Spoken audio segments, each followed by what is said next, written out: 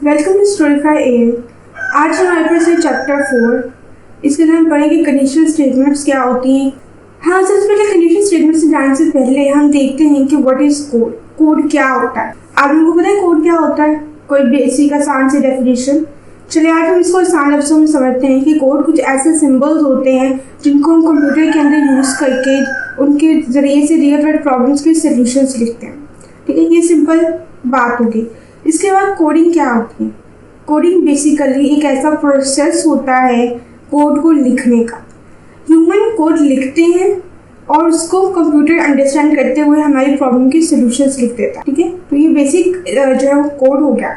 अब समझते हैं रियल वर्ल्ड प्रॉब्लम्स क्या होती है। रियल वर्ल्ड प्रॉब्लम मीन्स हमारे जो डेली लाइफ के मसले वगैरह होते हैं, ठीक है, जो हमसे सॉल्व नहीं होते हैं। पर डोंट वरी, इसमें परेशान होने की कोई बात नहीं है, उसको हम कोड के जरिए सॉल्व करते हैं। एक एग्जांपल देखते हैं कि हमारे पास एक पर्सन है और उसको सम की प्रॉब्लम है, उसे सम करना है लार्ज नंबर का छोटे नंबर का। तो उसको सम करने के लिए हमने क्या बना दिया, कोड करके हमने एक ऐसा कैलकुलेटर बना दिया कि हर दफ़ा वो छोटा नंबर हो बड़ा नंबर हो, जब भी कैलकुलेट करेगा तो वो आंसर उसको सही ही मिलेगा। मतलब कोई भी मतलब इनकरेक्सी नहीं होगी, बिल्कुल एक्यूरेट आंसर जो है उसको मिलेगा। तो ये हमारी प्रॉब्लम का सोल्यूशन जिसको हमने कोडिंग के थ्रू कैलकुलेटर बना के सॉल्व कर दिया। इसी तरीके से हमारी लाइफ में और भी प्रॉब्लम्स को हम कोडिंग के थ्रू सॉल्व करते हैं। अब यहाँ तक डिसीजन मेकिंग बहुत इंपॉर्टेंट है। डिसीजन मेकिंग हम कोडिंग के अंदर भी करते हैं और रियल लाइफ में भी करते हैं। क्या होता है, सो एग्जाम्पल के थ्रू समझते हैं कि हमारे पास एक डक है, ठीक है। अब उसके पास दो रास्ते हैं कि अगर बाहर बारिश हो रही है, ठीक है, अगर रेन हो रही है तो वो अम्ब्रेला लेकर जाए, ठीक है, कैरी अम्ब्रेला। और अगर बारिश नहीं हो रही तो वो बगैर अम्ब्रेला के जा सकता है, ठीक है। तो हमारे पास अगर हम इसको कोडिंग की लैंग्वेज में देखें कि ये कैसे है, क्योंकि कोडिंग हम इसको किस तरीके से लिख सकते हैं। इफ़ हम क्या यूज़ करेंगे, इफ़ रेन्स देन हमारे पास रेन यहाँ पे क्या है, कंडीशन है, ठीक है, डिसीजन है जहाँ पे हम फैसला ले रहे हैं। तो हमारे पास बेसिकली ये कंडीशन है, इफ़ रेन्स देन आपने carry umbrella, else don't carry umbrella. ये हमारे पास एक कंडीशन बन गई, ये एक डिसीजन था जो कि उसने लिया किस बेसिस पे, रेन की बेसिस पे, ठीक है। इसी तरीके से हमारे पास जो है वो डेली लाइफ में भी कुछ डिसीजंस होते हैं जिसको हम कह सकते हैं कि वो कंडीशंस के इक्वल होते हैं, ठीक है। हमारे पास डिसीजन जो है वो डायरेक्टली इक्वल टू होता है कंडीशंस। अब हमारे पास different types of condition statements आ जाती हैं, ठीक है, जो कोडिंग में हम यूज़ करेंगे C++ के अंदर। Different types of condition statements, if statement, if else statement, if else if statement, switch statement, nested if statement, ठीक है। तो इसको हम वन बाय वन करके डिस्कस करते हैं कि ये होते क्या है, उसको इजीली हम अंडरस्टैंड करेंगे। सबसे पहले आता है इफ स्टेटमेंट। इफ स्टेटमेंट का मतलब होता है अगर, ठीक है, अगर हम उसका लफ्जी मायने देखें अगर। इसका सेंटेंस देख लेते हैं। इफ के राउंड ब्रैकेट्स के अंदर कंडीशन के बाद हमने स्टेटमेंट लिख देनी। अगर तो कंडीशन ट्रू हो गई तो हमारे पास जो इफ के बाद हमने स्टेटमेंट लिखी है वो एग्जीक्यूट हो जाएगी। अगर कंडीशन फॉल्स हो जाती है तो जो स्टेटमेंट है वो स्किप हो जाएगी। और इफ कंडीशन के बाद जो है वो हमारे पास टर्मिनेटेड यानी सेमीकोलन नहीं आता, उस चीज़ का हमेशा ख्याल रखना। ठीक हो गया। इसका हम एक फ्लो चार्ट देख लेते हैं जिससे आसानी से अंडरस्टैंड हो जाएगा कि ये कैसे वर्क करता है। यहाँ पे हमने एक डिसीजन, जो डायमंड में वो डिसीजन है यानी हमारी कंडीशन है एवरेज ग्रेटर देन 95। अगर जो एवरेज जो है वो 95 हुआ, ट्रू हुआ, तो हमारे पास डिस्प्ले होगा congratulation that's a high score. अगर तो वो 95 से अबव नहीं हुआ तो वो फॉल्स हो जाएगा, यानी कि वो चीज़ हमारी स्किप हो जाएगी, यानी हमारी कंडीशन ही फॉल्स हो गई ना, गलत हो गई, तो वो जो है वो मैसेज डिस्प्ले नहीं करेगा। ठीक हो गया। ये हमारे पास एक अच्छा वे होता है कि किसी भी चीज़ को समझने के लिए हम उसको फ्लो चार्ट की फॉर्म में ग्राफिकली समझ सकते हैं। अब इसका कोड देख लेते हैं कि कोड के अंदर ये बेसिकली किस तरीके से लिखा जाता है और किस तरीके से काम करता है। तो यहाँ पर हम स्टेटमेंट का कोड देखते हैं। सबसे पहले हमने एक इंटीजर टाइप का एक वेरिएबल लेना है, मार्क्स, ठीक है। उस मार्क्स को हम ले लेंगे और उसके बाद हमने क्या करना है, हमने एक मैसेज डिस्प्ले करना, ठीक है। सी आउट करके हम एक मैसेज डिस्प्ले करेंगे कि इंटर योर मार्क्स, ठीक है। इंटर योर मार्क्स करने के बाद उसको हम जो है वो सी इन करके मार्क्स के वेरिएबल के अंदर क्या कर देंगे, उसको स्टोर कर देंगे, ठीक है, ताकि कोई भी मार्क्स एंटर किया जाए उसको हम कंडीशन ऐसे बनाएंगे इफ कंडीशन कि वो उसको चेक करे। अब यहाँ पे हमने इफ लिखा और राउंड ब्रैकेट के अंदर हमने कंडीशन क्या लिखी कि marks greater than 90, marks greater 90 हो जाए। इसके बाद हमने ये जो है वो कर्ली ब्रेसेस लगा दी। अगर ज़्यादा स्टेटमेंट हो तो हम जो है वो कर्ली ब्रेसेस के थ्रू जितनी मर्जी स्टेटमेंट्स अंदर लिख सकते हैं। सी आउट हमने करके congratulation that's a high score, हमने ये मैसेज प्रिंट करवा देना है कि अगर कंडीशन ट्रू हुई तो ये मैसेज प्रिंट होगा, अदरवाइज हमारे पास कुछ भी शो नहीं होगा। अब हम इसको एग्जीक्यूट करके देख लेते हैं कि हमारे पास जो है एग्जीक्यूशन में क्या रिजल्ट आता है। इसको हम दो तरह से एग्जीक्यूट करेंगे ताकि आपको अंडरस्टैंड हो सके कि इफ कंडीशन किस तरीके से काम करती है। सबसे पहले हम इसको एग्जीक्यूट कर देते हैं। यहाँ पर देखें हमने अब क्या करना है कि 90, ठीक है, हमारे पास 90 से ग्रेटर देन होना चाहिए, बट हम यहाँ पे लेस देन लिखेंगे, यानी कि हमने लिखा 67, तो हमारे पास कुछ भी शो नहीं हुआ, कुछ एम्प्टी आया, तो जिसका मतलब हमारी कंडीशन क्या हो गई, फॉल्स हो गई। अब इसको दोबारा एग्जीक्यूट करते हैं और यहाँ पे अब हम इस बार 90 से अबव मार्क्स लिखेंगे। अब हमने जो है वो 98 लिखा तो हमारे पास मैसेज प्रिंट हो गया। अब हमारे पास आता है if else statement. If else statement का सेंटेक्स देख लेते हैं। इफ कंडीशन, ठीक है, वही रहेगी, स्टेटमेंट अपने कर्ली ब्रैकेट के अंदर आप स्टेटमेंट लिख सकते हैं, आप इसके अंदर नंबर ऑफ स्टेटमेंट्स भी लिख सकते हैं कर्ली ब्रैकेट्स के अंदर। उसके बाद हमने क्या करना है, एल्स लिख के दोबारा हमने एक कर्ली ब्रैकेट्स के अंदर स्टेटमेंट लिख देनी है। हमारे पास इफ कंडीशन अगर फॉल्स हो जाती है तो तब भी हमारे पास जो है वो कुछ ना कुछ प्रिंट होना चाहिए, तो इसलिए हम एल्स लगा के स्टेटमेंट 2 लिखते हैं, तो हमारे पास कोई ना कोई चीज़ जो है वो एटलीस्ट इसके बिहाफ पे प्रिंट हो जाए, तो इसलिए हम इसको इफ एल्स स्टेटमेंट को यूज़ करते हैं। अब हम इसका फ्लो चार्ट देख लेते हैं कि फ्लो चार्ट किस तरह से वर्क करता है। फ्लो चार्ट के अंदर हमारे पास यहाँ पे कंडीशन है कि नंबर, और ये हम परसेंटेज का साइन यूज़ करते हैं रिमाइंडर के लिए, ठीक है, पर अगर हमारे पास डिवाइड होकर 2 = 0 यानी इसका रिमाइंडर 0 के बराबर आया तो हम इसको इंडिकेट करेंगे कि वो क्या है, इवन नंबर है। अगर फॉल्स कंडीशन है तब भी वो एक मैसेज प्रिंट करवा रहा है, क्या है, कि वो एक ऑड नंबर है, ठीक है, यानी कि अगर हमारे पास ट्रू होगा तब भी मैसेज प्रिंट होगा, अगर फॉल्स होगा तब भी हमारे पास एक मैसेज जो है वो प्रिंट होगा, ठीक है। तो ये हमारे पास इफ एल्स इस तरीके से वर्क करती है। अब हम इसका कोड देख लेते हैं कि कोडिंग में ये किस तरीके से वर्क करता है। कोडिंग के अंदर हम इसको अगर देखें, हमने वही वाली एग्जांपल ले लेनी है पिछला जो हमने पहले यूज़ की थी इफ स्टेटमेंट के लिए, ठीक है, यानी कि मार्क्स इंटीरियर मार्क्स के वेरिएबल के लिए इसको स्टोर कर दिया। इसमें कंडीशन हमने क्या लिखी, इफ मार्क्स ग्रेटर देन 90 तो हमारे पास प्रिंट होना चाहिए पास, ठीक है। अब हम यहाँ पे क्या कर रहे हैं, हमने क्या कर दिया, पास। अगर 90 से अबव मार्क्स आए तो हम क्या करेंगे, इसको पास है। उसके अलावा हमने इसको क्या कर देना है, एल्स कंडीशन लगानी, ठीक है। अब एल्स का हम कीवर्ड यूज़ करेंगे, ये बेसिकली इफ और एल्स कीवर्ड्स ही होते हैं, ठीक है। अब हमने क्या करना है, यहाँ पे एल्स लिखकर एक और मैसेज को प्रिंट करवाना, ठीक है, सी आउट करना है, सी आउट। यहाँ पर हमने क्या लिखना है, फेल। अगर तो मार्क्स ग्रेटर देन 90 हुए तो वो पास हो जाएगा, अगर मार्क्स उससे लेस हुए तो वो फेल हो जाएगा, ठीक है, यानी दूसरी स्टेटमेंट हमारे पास प्रिंट हो गई। पिछली दफ़ा हमारे पास जो हमने जो है वो इफ़ कंडीशन को रन किया था तो वो फॉल्स हुई थी, तो हमारे पास कुछ भी प्रिंट नहीं हुआ था, बिल्कुल एम्प्टी थी, खाली चीज़ आई थी। बट अब हमारे पास एल्स के बाद जो कंडीशन फेल है वो प्रिंट होगा। यहाँ पर हम इंटर करते हैं, इंटर मार्क्स हमने 78 एंटर किए, यानी कि लेस देन उससे थे, तो हमारे पास यहाँ पे फेल आ गया। तो ये बेसिकली कंडीशन इसी तरीके से वर्क करती है। इसके बाद है इफ एल्स इफ स्टेटमेंट। अब इफ एल्स इफ स्टेटमेंट क्या होती है, ये बेसिकली इफ ही की तरह होती है, ठीक है, यानी कि इफ एल्स की तरह होती है, बस थोड़ा सा इसमें चेंजिंग होते हैं। इफ कंडीशन स्टेटमेंट, ठीक है, स्टेटमेंट 1 या ब्लॉक ऑफ स्टेटमेंट्स। उसके बाद हमने एल्स इफ लिख के दोबारा कंडीशन भी हम लिख सकते हैं। अगर हमारे पास बहुत सारी कंडीशंस हों, यानी कि एक कंडीशन ही हम 2-3 कंडीशन चेक करना चाहते हैं, तो हम इफ कंडीशन लिखने के बाद एल्स इफ लिख के कंडीशन लिखेंगे, देन स्टेटमेंट आएगी, फिर लास्ट में हम एल्स लिख सकते हैं, यानी कि अगर कंडीशन 1 ट्रू नहीं हुई तो कंडीशन 2 यानी कि एल्स इफ वर्क करेगा। अगर वो नहीं हो तो लास्ट में एल्स वाली जो स्टेटमेंट है वो प्रिंट हो जाएगी, यानी कुछ भी हो तो लास्ट वाला प्रिंट हो जाएगा अगर सारा फॉल्स हुआ। इसको फ्लो चार्ट के थ्रू हम समझते हैं, वहाँ से हमें जो है वो अच्छे से समझ आ जाएगा कि एक्चुअली में किसी कैसे वर्क करता है। यहाँ पे हमने स्टार्ट लिया, स्टार्ट लेने के बाद हमारे पास कंडीशन 1 थी, वो जब ट्रू होगी तो स्टेटमेंट 1 प्रिंट होगी। अगर वो फॉल्स हुई कंडीशन 2 पे चली गई देन हमारे पास स्टेटमेंट 2 प्रिंट हुई। अगर वो भी फॉल्स होगी तो वो कंडीशन 3 पे जाएगी, स्टेटमेंट 3 प्रिंट होगी। अगर वो भी फॉल्स होगी तो लास्ट में जो भी हमारे पास स्टेटमेंट होगी एल्स के बाद वाली, ठीक है, वो स्टेटमेंट हमारे पास जो है वो स्टेटमेंट 3 प्रिंट हो जाएगी। और उसके बाद ये ख़त्म हो जाएगा। तो ये बेसिकली इस तरीके से वर्क करता है कि हमारे पास डिफरेंट कंडीशंस अगर हैं तो उनको हम चेक करेंगे, अगर वो फॉल्स होती हैं तो लास्ट में जो एल्स वाली कंडीशन होगी हम सिर्फ वो वाली जो स्टेटमेंट होगी उसके अंदर जो भी काम उसको दिया गया होगा वो उसको परफॉर्म कर देगा। यानी कि हमारे पास हम एक कंडीशन नहीं है बल्कि बहुत सारी जो है वो डिफरेंट कंडीशंस भी चेक कर सकते हैं इफ एल्स के जरिए।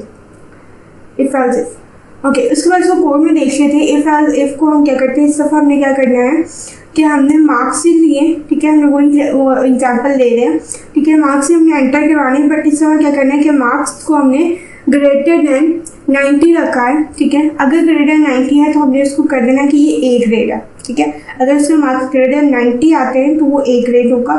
अब हमने क्या करना है, एक और कंडीशन लगानी है, ठीक है। ये तो होगी एक कंडीशन। अगर ये फॉल्स हो जाती है तो हमारे पास एल्स इफ, यानी कि हमारे पास सेकंड कंडीशन हम उसको यूज़ कर सकते हैं। एल्स इफ के अंदर थोड़ा सा डिस्टेंस लेके हम फिर लिखेंगे, इसके अंदर हम क्या कर देंगे, मार्क्स ग्रेटर देन। अब हमें क्या कर देना है कि मार्क्स को एक और कंडीशन लगा के मार्क्स ग्रेटर देन 80।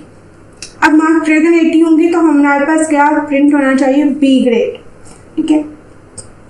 हमारे पास बी ग्रेड प्रिंट होना चाहिए, यानी कि पहली कंडीशन और दूसरी कंडीशन हम मुख्तलिफ कंडीशन को यूज़ कर सकते हैं, ठीक है। इसके बाद हमने एल्स लगा देना है, यानी अगर ये दोनों कंडीशंस फेल हो गई यहाँ पे, ठीक है, तो लास्ट में एल्स वाली परफॉर्म हो जाएंगी। तो हम इसके अंदर मुख्तलिफ जितनी चाहे एल्स इफ कंडीशंस लगा सकते हैं। कोई स्पेसिफिक नहीं है कि एक लगानी है, दो लगानी है, तीन लगानी है, चार लगानी है, आप 10 लगाएं, आप 100 लगाएं, ठीक है। आप जितनी चाहे एल्स इफ कंडीशंस बीच में लगा सकते हैं, ठीक है। तो यहाँ पे हमने 3-4 कंडीशंस ले ली हैं, ठीक है। हमने पहली कंडीशन ली कि मार्क्स ग्रेटर देन 90 होने चाहिए, फिर मार्क्स ग्रेटर देन 80 होने चाहिए तो बी ग्रेड शो, ठीक है। मार्क्स लेस देन 60 होंगे तो हमारे पास सी ग्रेड आना चाहिए। और अगर इनमें से कोई भी कंडीशन मीट नहीं करती है, यानी कि सब फॉल्स हो जाती हैं, तो लास्ट में जो एल्स है यानी कि फेल, वो हमारे पास प्रिंट होना चाहिए, ठीक है। अब हम इसको एग्जीक्यूट करके कंपाइल रन करके देख लेते हैं कि हमारे पास रहते हैं, ठीक है। सबसे पहले हमने क्या किया, इसके अंदर हमने मार्क्स एंटर करने हैं, हमने एंटर किया 67। अब 67 क्योंकि लेस देन 60 था, 60 से अबव तो नहीं था, तो इसलिए यहाँ पे हमारे पास फेल प्रिंट हो गया, यानी कि कंडीशन फॉल्स हो गई सारी और लास्ट में फेल्स प्रिंट हो गया। दोबारा एग्जीक्यूट करते हैं, दोबारा एग्जीक्यूट करेंगे तो हमारे पास हम क्या करेंगे, यहाँ पर हमने मार्क्स दिए 87। अब 87 80 से ग्रेटर था तो हमारे पास बी ग्रेड आ गया। इसके बाद आता है हमारे पास स्विच स्टेटमेंट। स्विच स्टेटमेंट बिल्कुल इफ एल्स इफ की अल्टरनेटिव ही होती हैं, उसके अंदर डिफरेंट कंडीशंस हम लगा देते हैं, ठीक है। इसके अंदर स्विच स्टेटमेंट के अंदर हमारे पास ब्लॉक्स आ जाते हैं, ठीक है, केसेस आ जाते हैं जिसके थ्रू हम चेक करते हैं। यानी कि हमारे पास एक ही हम कंडीशन लगाते हैं, उसमें हमें हर बार कंडीशन लगानी पड़ रही थी, इसमें हम सिर्फ एक कंडीशन लगाते हैं और डिफरेंट केसेस से उसको चेक करते हैं, ठीक है। तो यानी स्विच लिख के आपने कंडीशन लगाई, केस और वैल्यू स्टेटमेंट ब्रेक, फिर केस वैल्यू स्टेटमेंट ब्रेक और लास्ट में डिफॉल्ट स्टेटमेंट। अब यहाँ पे जो स्विच स्टेटमेंट है उसको हम, जो उसकी बॉडी ऑफ स्विच स्टेटमेंट है उसको हम कर्ली ब्रेसेस के अंदर ब्लॉक कर देते हैं, यानी एक ही लगाते हैं, ठीक है। और हम क्या करते हैं, जो हमारे पास केस है, ठीक है, हम केस का वर्ड यूज़ करते हैं, उसके बाद वैल्यू, और जो वैल्यू है वो हमेशा इंटीजर और करेक्टर में होनी चाहिए, यानी कि स्ट्रिंग वैल्यू यहाँ पे नहीं आ सकती, वो इंटीजर यहाँ से करेक्टेड ही होनी चाहिए, ठीक है। उसके बाद हम स्टेटमेंट लिखते हैं, इसमें ब्लॉक ऑफ स्टेटमेंट से लिख सकते हैं कर्ली ब्रैकेट्स लगा के कि हमारे पास स्टेटमेंट ज़्यादा है। उसके बाद हम यूज़ करते हैं हर केस के बाद ब्रेक का कीवर्ड यूज़ करते हैं। अब ब्रेक का कीवर्ड क्या करता है, ब्रेक का कीवर्ड बेसिकली जो है वो आपके अगर केस मैच कर जाते हैं, यानी केस की वैल्यू ट्रू हो जाती है, तो ब्रेक क्या करता है, बाकी सारी केसेस जो उसके नीचे होते हैं उसको इग्नोर कर देता है और बॉडी से, स्विच बॉडी से बाहर आ जाता है, ठीक है। आपको स्विच के बॉडी से बाहर ले आता है, ब्रेक बेसिकली ये काम करता है, ठीक है। ये भी एक कीवर्ड ही है, रिजर्व वर्ड है। इस तरह से हम डिफरेंट जो है मुख्तलिफ जितने चाहे उतने केसेस को जो है वो इसके अंदर यूज़ कर सकते हैं, ठीक है। आप एक केस यूज़ करना चाहिए, 2 करना चाहिए, 3 करना चाहिए, बट ब्रेक अगर कीवर्ड यूज़ ना करें तो जितने भी, अगर एक केस मैच हो गया, फॉर एग्जाम्पल अगर केस 2 मैच किया है तो फिर बाकी जितने भी होंगे, तो ब्रेक हम नहीं यूज़ करेंगे तो बाकी सारी वैल्यूज़ भी प्रिंट हो जाएंगी, तो इसलिए ब्रेक का कीवर्ड यूज़ करना ज़रूरी है और जितने चाहे केसेस हम इसके अंदर यूज़ कर सकते हैं। और लास्ट जो कि कोई भी केस मैच नहीं करता है, जैसे एल्स में रहा, इफ एल्स इफ में कि एल्स वाली कंडीशन जो है वो लास्ट में एग्जीक्यूट होते थे, इसमें भी इसी तरीके से अगर कोई केस मैच नहीं करता तो लास्ट में जो डिफ़ॉल्ट के बाद हमारे पास स्टेटमेंट है वो प्रिंट हो जाएगी। तो बेसिकली इसमें स्टेटमेंट ये काम करता है कि एक कंडीशन होती है और हम उसको मुख्तलिफ केसेस के साथ मैच करते हैं। इसका फ्लो चार्ट देख लेते हैं। स्टार्ट है सिंपली केस 1 में, क्योंकि केस 1 ट्रू जाता है स्टेटमेंट 1 प्रिंट होगी, नहीं तो केस 2 चेक करेंगे, केस 2 हुआ तो फिर स्टेटमेंट 2 प्रिंट होगी। उसके बाद केस 3 चेक करेंगे, केस और स्टेटमेंट 3 प्रिंट होगी। अगर कोई भी नहीं होता तो वो लास्ट में जो भी स्टेटमेंट होगी वो प्रिंट होगी और एंड हो जाएगा हमारा प्रोग्राम।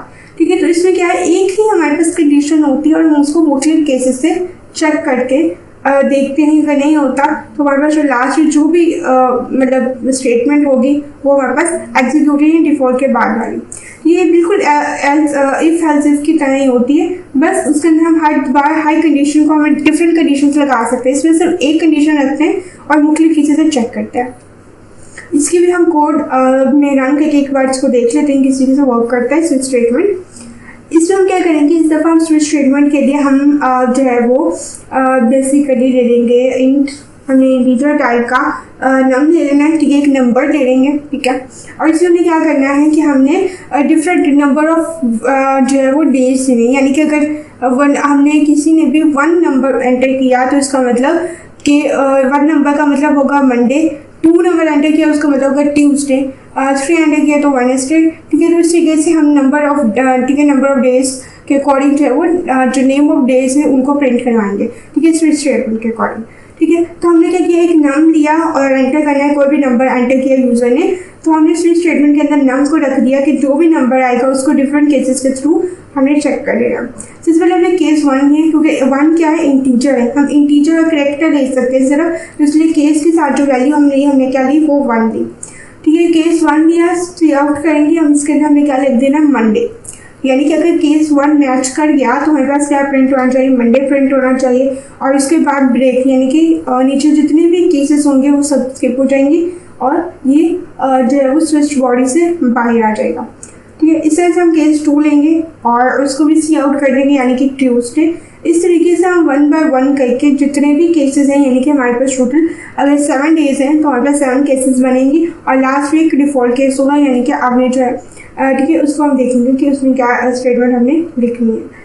तो केस 1 पे हमने मंडे लिख लिया, उसके बाद ब्रेक लिखा, ब्रेक के बाद जो है वो सेमी कॉलर लगाना बहुत इंपॉर्टेंट होता है। ठीक है, अगर सेमी कॉलर नहीं लगाएंगे तो वो सिंटैक्स एरर देगा और फिर वो कंपाइल नहीं होगा। ठीक है, इसलिए और केस की वैल्यू के बाद यानी केस 1 लिखा है तो उसके बाद जो है वो आपने क्या करना होता है, कॉलर लगाना होता है। ठीक है, सेमी कॉलर नहीं आता वहाँ पे कॉलर आता है और डिफ़ॉल्ट के बाद भी कॉलर आता है, तो इस चीज़ को ध्यान में रखना। ठीक है, इसको हम थोड़ा सा सेट कर लेते हैं, ठीक है, स्पेसिंग रहे ताकि क्लैरिटी रहे कि किस तरीके से जो है वो डिफर कर रहा है, ठीक है, केसेस के अंदर कोई सारा मैसअप ना हो जाए, थोड़ा नीट कोड लगे, इसलिए हम थोड़े से स्पेसिंग करेंगे ताकि थोड़ा सा नीट लगे। ठीक है, हमारे पास केस 1 हो गया, केस 2 हो गया, केस 3, केस 4, इसके अंदर हम जो है उसे आउट करके लिखेंगे थर्सडे और इसी तरीके से 1 बाय 1 सारे केसेस लिख लेंगे। तो ये होता है कि हमारे पास स्विच के अंदर एक कंडीशन सिर्फ नम है, यानी कि हमें सिर्फ नंबर को मैच करना है 1 2 3, यानी कि अगर वो जिस मर्जी नंबर से मैच कर गया उस उधर वो जो सी आउट में जो भी स्टेटमेंट लिखी है, ठीक है, सी आउट में वो हमारे पास क्या हो जाएगी, वो काम जो है वो परफॉर्म हो जाएगा, वो चीज़ हमारे पास प्रिंट होके आ जाएगी। यानी उसमें यहाँ पे तो हम सिर्फ प्रिंट करके चीज़ें देख रहे हैं ना, तो अगर हम नेक्स्ट अगर इंशाल्लाह प्रोग्राम्स करेंगे तो उसके अंदर हम जो है वो इसको बाकायदा और मज़ीद चीज़ें इसके अंदर ऐड करके तो हम उसको काम करेंगे, थोड़ा सा कॉम्प्लिकेट करते जाएंगे। अभी चीज़ें स्टार्टिंग में थोड़ी ईजी रखी हैं ताकि ईजीली आप समझ सकें कि उसकी बेसिक लॉजिक क्या है, कैसे कैसे कोड वर्क करता है, कोड कैसे दिखता है, आपको बेसिक हाउ नो हो जाए। उसके बाद हम जो है वो ईजी से मीडियम और मीडियम से डिफ़िकल्ट लेवल तक चलेंगे।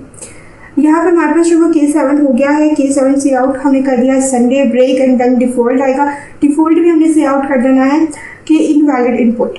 ठीक है, डिफ़ॉल्ट में अगर कोई भी केस मैच नहीं करता है, यानी कि सारे केसेस फॉल्स हो जाते हैं, यानी कोई ऐसा नंबर आपने एंटर कर दिया जो उसमें मैच नहीं करता, तो हमारे पास लास्ट में डिफ़ॉल्ट हो जाएगी, यानी कि आपने जो है इनवैलिड इनपुट किया। ठीक हो गया, इसको हम एग्जीक्यूट करके देख लेते हैं कि हमारे पास जो ये स्टेटमेंट किस तरीके से काम कर रही है। अब इसको हम यहाँ पे नंबर एंटर करते हैं, वो नंबर पूछ रहा है, ठीक है। तो हमने नंबर एंटर किया 7, तो संडे आ गया, ठीक है। इसी तरीके से हम जो है वो एक बार इसको और एग्जीक्यूट करते हैं। हमने एंटर कर देना है कि जो सम केसेस में नंबर्स में ना आए तो वो इनवैलिड इनपुट दे देगा हमें। और इसके बाद हमारे पास आता है last one is nested if. Nested if का मतलब होता है नेस्टेड घोंसले को कहते हैं, बट इफ नेस्टेड इफ का मतलब होता है इफ विद इन इफ, यानी कि इफ कंडीशन के अंदर, यानी कि इफ स्टेटमेंट है, इफ स्टेटमेंट के अंदर इफ को हम लगा सकते हैं, इफ के अंदर इफ को लगा सकते हैं, ठीक है। यानी कि इफ कंडीशन लगाई और उसके बाद दोबारा हमने इफ कंडीशन स्टेटमेंट हमारे पास आ गई। अब जो ब्लू वाला है ये हमारे पास आउटर इफ स्टेटमेंट है, और जो येलो वाला है वो हमारे पास इनर इफ है, यानी इफ के अंदर इफ हमारे पास क्या होता है, नेस्टेड इफ कहलाता है, ठीक हो गया। ये हमारे पास है, इसको हम कोड के थ्रू देख लेते हैं। नेस्टेड इफ के लिए हमने बहुत अच्छी मैंने बहुत मतलब इस पर रिसर्च करके एक अच्छी सी एग्जाम्पल निकाली कि जो ईजीली आपको समझ आता है, ठीक है। तो यहाँ पर हमने क्या करना है, हमें स्ट्रिंग लेना है, ठीक है। स्ट्रिंग डाटा टाइप का हमने एक फ्रूट लेना है वेरिएबल और एक कलर, ठीक है, फ्रूट एंड कलर। उसके बाद हमें यहाँ पे एंटर करना है कि इंटर करें फ्रूट नेम, कोई भी फ्रूट का नेम आप यहाँ एंटर कर लेना है, ठीक है। यूजर एंटर करेगा फ्रूट का नेम, और उसका सीन में हमने क्या करना है, फ्रूट वेरिएबल के अंदर उसका नेम जो है वो कि स्ट्रिंग में होगा ना, मतलब ज़्यादा करेक्टर्स है, नंबर ऑफ करेक्टर्स है, तो हम स्ट्रिंग डाटा टाइप के लिए यूज़ करते हैं। सीन के अंदर हमें फ्रूट वेरिएबल के अंदर उसको स्टोर करवा देना। इसके बाद हमें क्या करना है, हमें इफ़ कंडीशन लगानी है। इफ़ कंडीशन हमने क्या लगानी है कि अगर फ्रूट हमारे पास इक्वल टू किसकी हुआ, एप्पल। अब यहाँ भी हमने क्या कर देना है, स्ट्रिंग हमने डबल कोट्स के अंदर, कि स्ट्रिंग के लिए हम डबल कोट यूज़ करते हैं, डबल कोट के अंदर हमने एप्पल लिख दिया। और हमें इक्वल टू के लिए हम क्या यूज़ करते होते हैं, डबल इक्वल टू का साइन यूज़ करते हैं, रिलेशन ऑपरेटर, ठीक है। उसके बाद यहाँ पे हमने क्या कहते हैं, सी आउट कर देना है।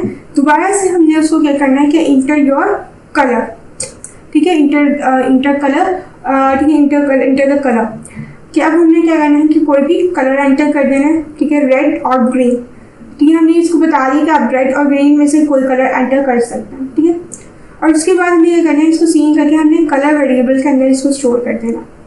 और उसके बाद देन अगेन हमने क्या करना है कि हमने इफ़ कंडीशन लगानी, यानी इफ़ तो पहले से लगा हुआ है कि apple fruit equals to apple, उसके अंदर हम दोबारा से क्या करें, कर्ली ब्रेसेस के अंदर हम दोबारा से इफ़ कंडीशन लिख रहे हैं कि अगर इफ़ कलर इक्वल किसकी हुआ, इक्वल टू, यानी डबल इक्वल टू साइन आएगा। और अगर कलर इक्वल हुआ रेड के, ठीक है, अगर तो कलर इक्वल हुआ रेड के, तो हमारे पास यहाँ पे सी आउट में क्या प्रिंट होना चाहिए, you choose a red Apple, ठीक है। तो हम इसका ये मैसेज प्रिंट करवाएंगे कि you choose a red Apple. और अगर हमारे पास जो वो कलर रेड नहीं आता, तो उसके बाद हमारे पास कौन सा कलर बच गया, ग्रीन। तो हम इसी में इफ एल्स यूज करेंगे, ठीक है। हम इसके बाद फिर हम एल्स लगा के क्या कर देंगे, सी आउट कर देंगे, you choose a green Apple, ठीक है। तो नेस्टेड इफ का मतलब ये नहीं कि सिर्फ इफ के अंदर इफ हो सकता है, इफ एल्स के अंदर इफ एल्स हो सकता है, इफ एल्स इफ के अंदर इफ एल्स इफ हो सकता है, ठीक है। तो यहाँ पे इफ एल्स इफ के अंदर इफ हो सकता है, सिंपल वाला, या इफ एल्स हो सकता है। तो यहाँ पे हम इफ एल्स के अंदर इफ एल्स यूज करें, यानी नेस्टेड इफ एल्स यूज करें, ठीक है। इसमें हमने क्या करते हैं, इफ जो इनर इफ था, इफ एल्स हमने यूज कर दिया उसके लिए, ठीक है, कि अगर कंडीशन ट्रू हुई तो you choose a red Apple, अगर फॉल्स हो गई तो you choose a green Apple. अब बाहर वाले इफ के लिए भी हम एल्स लगा रहे हैं कि अगर फ्रूट जो है वो एप्पल की इक्वल ना हो, कि अगर फ्रूट एप्पल की इक्वल ना हुआ तो वो अंदर जाएगा ही नहीं, ठीक है। अगर फ्रूट एक एप्पल की इक्वल ना हुआ तो अंदर जो है वो अपनी बॉडी के अंदर नहीं जाएगा, बल्कि एल्स में आ जाएगा, और एल्स में आने के बाद वो एग्जीक्यूट करेगा, this is not an apple, कि आपने एप्पल नहीं लिखा है, ठीक है। तो यानी कि अगर हमारे पास इफ कंडीशन फॉल्स हो जाती है आउटर वाली, तो वो एल्स पे आ जाएगा डायरेक्ट, अंदर अपनी बॉडी के अंदर जाके सेकेंड इफ को चेक नहीं करेगा, ठीक है। तो ये चीज़ जो है वो थोड़ी सी ट्रिकी वन है, जिसको याद रखें कि आउटर इफ और इनर इफ, अगर कंडीशन आउटर इफ में ही फॉल्स हो जाती है तो इनर इफ एग्जीक्यूट ही नहीं होगा, वो स्किप हो जाएगा। अगर ट्रू हो जाती है देन जो है वो इनर इफ एग्जीक्यूट करेगा, ठीक है। अब इसको हम जो है एग्जीक्यूट कंपाइल रन करके देख लेते हैं तो क्या हमारे पास जो क्या आउटपुट आती है, ठीक है। अब यहाँ पे सबसे पहले हमें एंटर करना है फ्रूट नेम।